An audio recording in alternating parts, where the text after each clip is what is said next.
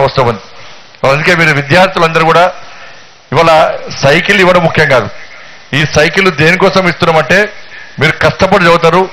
ప్రభుత్వ పాఠశాల విద్యార్థులు తలుచుకుంటే ఏ విధంగా ర్యాంక్స్ వస్తాయి, ఏ విధంగా ఉత్తీర్ణ శాతం పెరుగుతుందని చెప్పి ఒక లక్ష్యంతో పనిచేయాలని చెప్పి ఉద్దేశంతో మాత్రమే వాళ్ళ సైకిల్ ఇస్తున్నాం. మీరు కష్టపడి వాళ్ళ 10th, ఇంటర్, డిగ్రీ అనేది చాలా ముఖ్యమైనటువంటి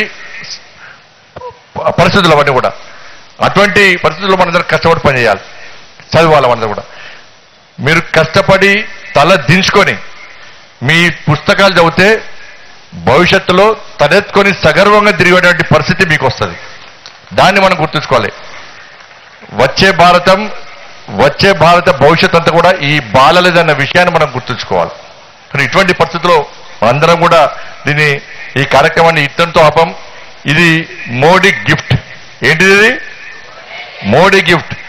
నెక్స్ట్ అతి త్వరలోనే మోడీ కిట్స్ కూడా ఇవ్వబోతున్నాం. మీ అందరూ కూడా ఎల్కేజీ నుంచి 7th క్లాస్ 6th క్లాస్ చదివేటువంటి విద్యార్థులందరూ కూడా మోడీ కిట్స్ బ్యాగ్, మంచి బ్యాగు, దాంతోపాటు నోట్బుక్స్, పెన్సిల్స్, ఒక స్టీల్ వాటర్ బాటిల్, ఇవన్నీ కూడా అతి త్వరలోనే ఈ సైకిల్ కార్యక్రమం తర్వాత ఎన్ని వేల మంది అయితే అన్ని వేల మంది, ఎన్ని లక్షల మంది అయితే అన్ని లక్షల మందికి కరీంనగర్ పార్లమెంట్ కాన్స్టిట్యున్సీలో ప్రభుత్వ పాఠశాలలో చదివే విద్యార్థులందరూ కూడా మోడీ కిట్స్ ఇవ్వడం కూడా మేము ప్లాన్ చేస్తున్నాం. ఎంత వీలైతే అంత తొందరగా కూడా అవి కూడా ఇచ్చే ప్రయత్నం